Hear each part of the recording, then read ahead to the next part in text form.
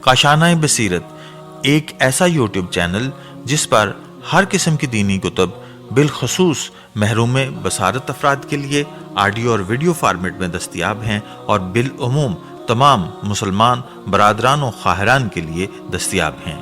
اس لیے آپ سے گزارش ہے کہ بیل آئیکن کو پریس کر کے ہمارے اس چینل کو ضرور سبسکرائب کیجیے تاکہ آئندہ آنے والی ہر کتاب آپ کو بر وقت ملتی رہے۔ کاشانۂ بصیرت، کاشانۂ بصیرت، کاشانۂ بصیرت، کاشانۂ بصیرت۔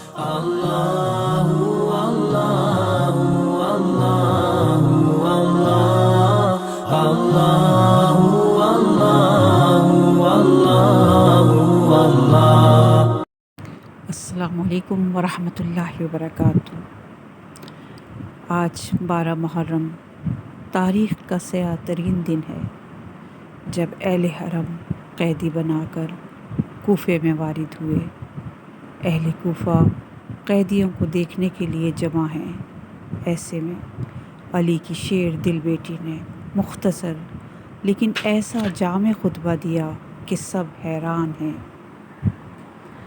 تاریخ انسانی گواہ ہے کہ فطرت بشری کی کمزوریوں اکثر و بیشتر آدمی کو اپنی بے قید و بند انا کی تشفی کے لیے جلب منافعت کے ایسے غلط راستوں پر ڈال دیتی ہے کہ یہ اشرف المخلوق کے بلند ترین مرتبے سے گر کر ایسے مقامات پر پہنچ جاتا ہے جہاں عالم کے پست ترین وجود بھی نظارہ کرتے ہی عرق انفعال سے شرابور ہو جاتے ہیں۔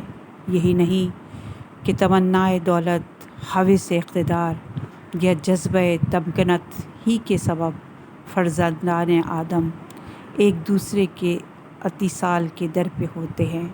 نہیں، بسا اوقات تو ان کا ناوک ستم ایسی ہستیوں کو گاہل کر دیتا ہے جنہیں نہ اقتدار سے واسطہ، نہ سلطنت سے لگاؤ اور نہ حکومت سے کوئی سروکار، بلکہ دنیا و مافیا سے بے نیاز کر دیتا ہے۔ ہاں، ان میں کچھ باطنی اوصاف اور ایک روحانی کشش ضرور ہوتی ہے، اور یہی خوبیاں اور جاذبیت تنگ نظر اور حریص عناصر کے لیے اس حد تک ناقابل برداشت بن جاتی ہے کہ وہ ان قابل احترام اور محترم ہستیوں کی تباہی پر تل جاتے ہیں۔ یہی وہ رمزگاہ ہے جہاں حق کے پرستار اور انسانی قدروں کے علمبردار دنیا کی بے ادبی مادی طاقتوں کا چیلنج قبول کرتے ہیں اور نور اور ظلمت کا معرکہ گرم ہو جاتا ہے۔ پھر جام زہر، تختہ صلیب، نو کے خنجر اور فضائے زندہ کا استقبال کرنے والوں کے پرسکون دل کمال اطمینان سے کہتے ہیں کہ آؤ مقابلہ کرنے والوں، آؤ، یہ کوئی نئی بات نہیں۔ واقعہ یہ ہے کہ ہر دور میں بشری جبلت کے تاریک پہلوؤں نے تاریخ میں چند سیاہ اوراق کے اضافے کیے ہیں، مگر ساتھ ہی وہ جانباز جن کی سلیم فطرت اور سنبھلی ہوئی طبیعت نے انتہائی سنجیدہ لہجے میں یہ آواز دی کہ اذان عشق راہ گلدستہ بام دار می باشد، نماز عشق زیر خنجر خوں خوار می باشد۔ انہوں نے اپنے دور کی تاریخ کو نہ صرف نکھارا ہے بلکہ زندہ جاوید بھی بنا دیا ہے۔ خاصان خدا میں سے تو شاید ہی کوئی ایسا ہو جسے امتحان و ابتلا کے ان خارزاروں سے نہ گزرنا پڑا ہو۔ نوح سینکڑوں برس سنگ و خاشاک کا ہدف بنتے رہے، ابراہیم کو آتش کدہ نمرود سے پالا پڑا، فرعون کی خدائی موسیٰ پر ٹوٹ پڑی، یحییٰ کو اپنے سر کی بازی لگانی پڑی، عیسیٰ نے سولی پر چڑھنا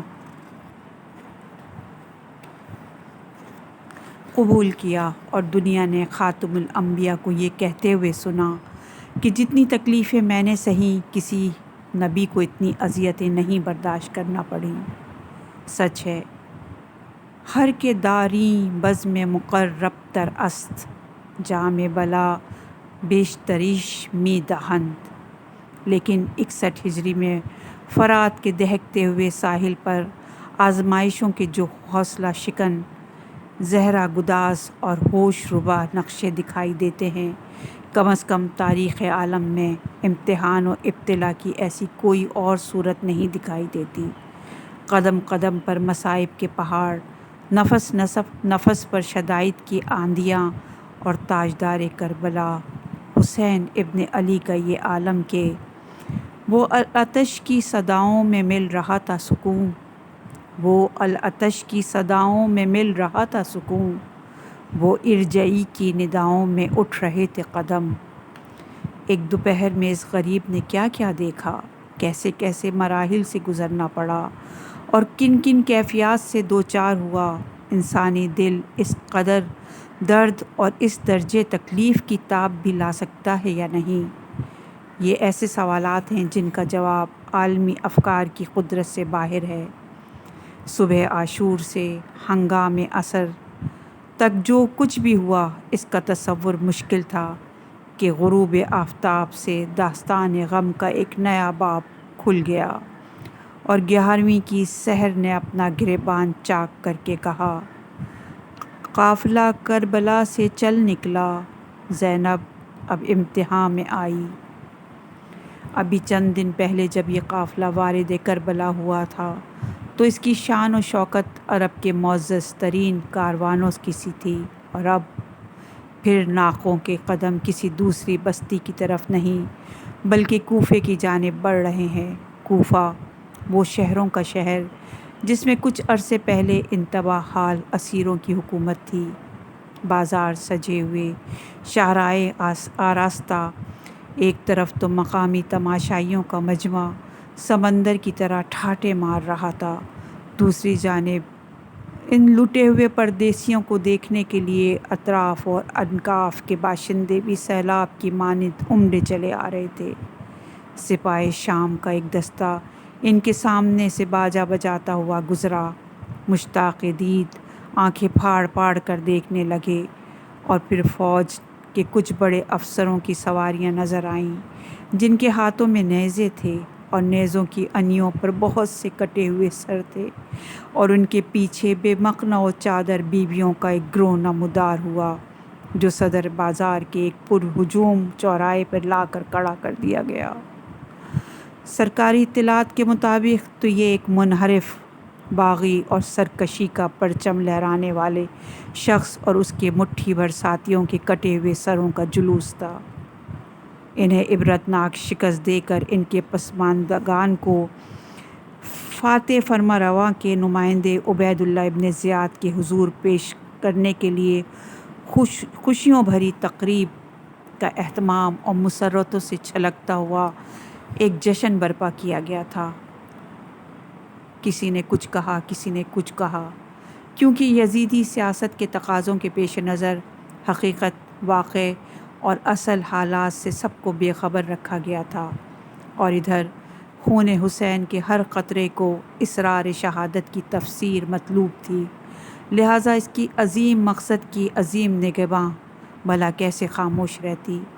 ایک دفعہ ٹھاٹے مارتے ہوئے مجمع کی طرف ہاتھ سے اشارہ کیا، بے قابو ازدحام متوجہ ہوا، سناٹا چھایا، اور آنکھیں ساون بھادوں کی طرح برسنے لگیں۔ الحمدللہ والصلاۃ علی ابی محمد وآلہ طیبین الاخیار، یہ تھا بنت علی کی تقریر کا ابتدائی جملہ جس نے کوفے والوں کے دل و دماغ کو فتح کر لیا، اور پھر عقیلہ بنی ہاشم فلسفہ شہادت کی ترجمان جناب زینب عالیہ اپنے والد گرامی کے انداز میں خطبہ خواں ہوئیں، نیز ہر جملے سے فصاحت اور بلاغت کے ساتھ حقائق اور معارف کا جو دریا امڈا ہے، عالم تبلیغ و تلقین میں اس کی کوئی اور مثال نہیں ملتی۔ اپنے سریع اور شدید رد عمل کے حوالے سے یہ تقریر فکری انقلاب کی تاریخ اور انسانی نفسیات کی دنیا میں بھی آپ اپنی نظیر سمجھی جاتی ہے۔ علی کی جاہ و جلالت نمود کرتی ہے، علی کی جاہ و جلالت نمود کرتی ہے، زباں پہ جب کبھی زینب کا نام آتا ہے۔ آئیے زینب عالی مقام کا خطبہ پیش کرتے ہیں۔ آپ ارشاد فرماتی ہیں، اور درود و سلام میرے پدر بزرگوار محمد مصطفیٰ اور ان کی پاک اور نیک اہل بیت پر۔ کوفے والو، غدر اور فریب کے پجاریوں، رو رہے ہو؟ تمہارے یہ آنسو کبھی نہ رکیں، ہمیشہ فریاد کرتے رہو۔ مکاری کے پتلو، تم تو اس عورت کی طرح سے ہو جو محنت سے اونٹ کاٹتی تھی اور پھر خود اسے ٹکڑے ٹکڑے کر ڈالتی تھی۔ قسمیں کھا کر پلٹنے والوں، کذب اور غرور کے مجسموں، لونڈیوں کی سی خوشامد اور دشمنوں کی طرح عیب جوئی کرتے ہو۔ ظالموں، تم گھورے پر اگی ہوئی ہریالی اور جھوٹی ملمہ کاری کی طرح بے قیمت ہو۔ کس بری طرح تم نے اپنی عاقبت خراب کی ہے۔ اب غضب الہی کے لیے تیار رہو، تم ہمیشہ عذاب میں مبتلا رہو گے۔ کیوں ستم گرو آنسوؤں سے منہ دھو رہے ہو؟ ہاں رو، تمہیں رونا ہی چاہیے، ہنسنے سے زیادہ رو۔ تم نے اپنے دامن پر وہ دھبا لگایا ہے جو دھوئے نہیں چھوٹے گا۔ کوفے والو، یہ اندھیر کہ خاتم النبیین کے بیٹے اور سرداران جوانان جنت کو قتل کر ڈالا۔ بے حمیتو، تم نے اسے خاک و خون میں ملایا ہے جو تمہارے لیے کعبہ امن، جائے پناہ، صلح و آتشی کا آماجگاہ اور منارہ ہدایت تھا۔ غور تو کرو، تم نے کتنا بڑا گناہ کیا، کس بری طرح تم رحمت الہی سے دور ہوئے ہو۔ تمہارے مساعی عبث، کوشش بے سود، ذلت اور خواری کے خریداروں، تم عذاب میں ضرور گرفتار ہوگے۔ وائے ہو تم پر، حق فروشو، تم نے اپنے رسول کے کلیجے کو پاش اور ان کی حرم کو بے پردہ کیا۔ کتنے اچھے اور سچے لوگوں کا خون بہایا اور کن کن طریقوں سے سرکار ختم المرسلین کی حرمت ضائع کی۔ کوفیوں، تم نے وہ کام کیا جس کے سبب کچھ دور نہیں کہ آسمان پھٹ پڑے، زمین شق ہو جائے اور پہاڑ ریزہ ریزہ ہو جائے۔ تمہاری برائیاں آفاق گیر ہیں، تمہاری بدعمالی نے پوری دنیا کو گھیرے میں لے رکھا ہے۔ سنو، تم حیران ہو کہ اس واقعے سے آسمان نے خون برسایا؟ ٹھہرو، عذاب آخرت اس سے زیادہ تمہیں رسوا کرے گا، اور وہ بھی اس وقت جب کہ نہ تمہارا کوئی حامی ہوگا نہ مددگار۔ ہاں یقین جانو، یہ مہلت کے لمحے تمہارے بوجھ کو ہلکا نہیں کر سکتے۔ وقت قبضہ قدرت سے باہر نہیں ہے، انتقام کی گھڑیوں کو قریب سمجھو، اور داور محشر گناہ گاروں کی گھات میں ہے۔ پھر آپ نے فرمایا، کوفیوں، تم اس وقت کیا جواب دو گے جب پیغمبر خدا تم سے کہیں گے کہ تم آخری امت ہو، تم نے میری اولاد، میرے اہل بیت، میری حرمت اور میرے ناموس کے ساتھ یہ کیا کیا؟ میرے گھرانے کی کچھ ہستیوں کو اسیر بنایا اور بعض کو قتل کر ڈالا۔ کیوں؟ میرے احسانات، رشد و ہدایت کی یہی جزا تھی، یہی صلہ تھا کہ میرے بعد میرے عزیزوں اور میری آل اولاد کے ساتھ یہ سلوک کیا جاتا۔ اہل کوفہ، اندیشہ ہے کہ تمہیں تمہارا وہی حشر نہ ہو جو شداد اور اس کی امت کا ہوا۔ ثانیہ زہرا کی تقریر ختم ہوئی اور حکومت وقت کا زوال شروع ہو گیا۔